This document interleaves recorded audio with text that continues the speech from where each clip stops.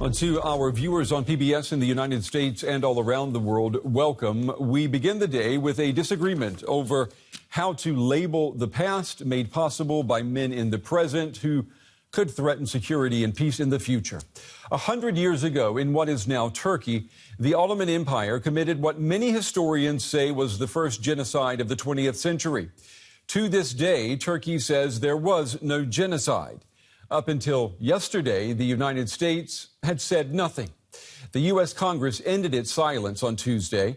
The House of Representatives approved sanctions against Turkey and also recognized the Armenian Genocide. The Turkish president today condemned the U.S., saying America's history of slavery disqualifies it from judging another nation's past. A country whose history is full of the stain of genocide and slavery has no right to say anything, nor to lecture Turkey. But for Washington lawmakers, this is more about the present and the presidents. President Trump and President Erdogan spoke on the phone 3 weeks ago, and that conversation triggered a geopolitical earthquake. Trump withdrew U.S. forces from northern Syria and cleared the way for the Turks to invade northern Syria to push back Kurdish forces, which Turkey regards as terrorists. Now, these are actions that the U.S. Congress has loudly condemned with words and now with actions. It is always the right time to recognize genocide, but it is particularly so today. For when we see the images of terrified Kurdish families in northern Syria loading their possessions into cars or carts and fleeing their homes headed to nowhere except away from Turkish bombs and marauding militias, how can we truly say the crimes of a century ago are in the past? We cannot. We cannot pick and choose which crimes against humanity are convenient to speak about. We cannot cloak our support of human rights in euphemisms. We cannot be cowed into silence by a foreign power. But what we can do, what we must do, Mr. Speaker, is state the facts. We can say that the Ottoman Empire committed this grotesque crime against the Armenians. All right, that was Adam Schiff there speaking in the U.S. House of Representatives. To talk about this decision and to put it in context tonight, I'm joined from Istanbul by Harun Armagan. He's the former deputy chair of human rights for the AK party in Istanbul in Turkey. Harun, it's good to see you again. I don't want to talk necessarily about the term Armenian genocide. Instead, I'd like to ask you, why do you think the U.S. House of Representatives took that decision today? Do you think it was a decision made out of conviction, or was it Congress rebuking Presidents Trump and Erdogan? Firstly, let me just state that no country has the right to impose it's their own version of history on another country, and especially when there are no historians, when there are no researchers talking about this, but politicians. And it is very clear that this is a politicized decision. It has nothing to do with the facts, and it has nothing to do with the history. And this is something we have been very, very open from the beginning. We have opened our archive, which includes over 1 million documents related to this part of history. And we have been saying the same thing to our counterparts around the world, including Armenian government. But we haven't seen that.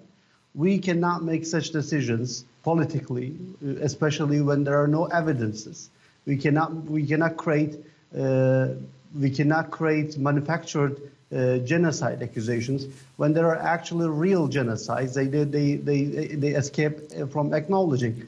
For example, French genocide in Algeria, when they committed a genocide, killing 1.5 million people in Algeria, or when American genocide to Indian Americans.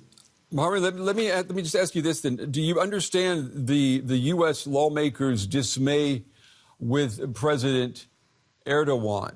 I mean, there are people who are saying that this decision was motivated by Washington's dismay with your president. Do you understand that? Look, it is very clear that all of these decisions are not based on the facts, that the historians and maybe archaeologists or researchers can actually show us. But these are the decisions for making cheap political scores. This is not only in the United States. We have just seen it. We have seen it before in France, last year in Germany, in Italy, and other parliaments. The parliaments are not the places to make decisions whether something happened in the history or not. I want to ask you about what President Erdogan said is on the day after the military operation in northern Syria began. There was criticism from European Union countries of Erdogan's policies, and he responded by threatening to allow Syrian refugees to go to Europe. He was threatening to weaponize human beings. I mean, is that what friends do? Is that what NATO allies? Is that how they treat each other? First of all, I don't accept the language of threat.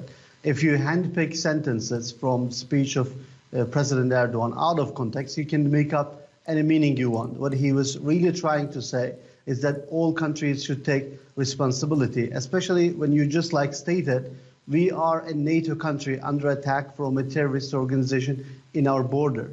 What we should have been seeing, that all NATO countries come together to make sure our borders, which are at the same time NATO borders, are the same. But we haven't seen that support. Harun, let me ask you this. Why didn't President Erdogan, there is Article 5 of the NATO Charter. He could have invoked Article 5 and asked the other NATO members to come and defend Turkey, but he did not do that. No, we did. We have been asking this for a long time. There was actually some period of time where Patriots by NATO were deployed in our border, and later on they were taken. We haven't been in this war against terror just yesterday, just like you know, for a long time. We've been under attack of terrorist PKK and at the same time terrorist ISIS. And there is a brutal regime on our next door, and there are millions of people that are escaping from this regime. It was President Erdogan who is trying to bring all the countries together to make a decision, and especially countries in NATO should take more responsibility on this. Let me ask you, Harun, before we run out of time, Turkish forces are now patrolling the border area with northern Syria, together with Russian troops. NATO, your country, Turkey, is a NATO member, and now you're joint patrolling with Russian troops. What situation is your country in now? Well, we are in the NATO. We are representing the NATO in this operation and in our fight against terror in our border. And President Erdogan several times invited President Macron, President Angela Merkel, Chancellor Angela Merkel, and President Putin. And actually, the first time they came together, all in Istanbul, to create a solution. And let's not forget, Turkey is the only country on the table that is in Geneva, Astana, and Sochi. We try to bring a solution, a peaceful solution to the situation in Syria, because millions of people are escaping from terrorist organizations such as PKK and ISIS, and at the same time from a brutal regime. All right. Harun Armagan, a member of Turkish President Erdogan's AK party, joining us tonight from Istanbul. Harun, it's good to see you again. We appreciate your time. Thank you. Good to be back. Thanks.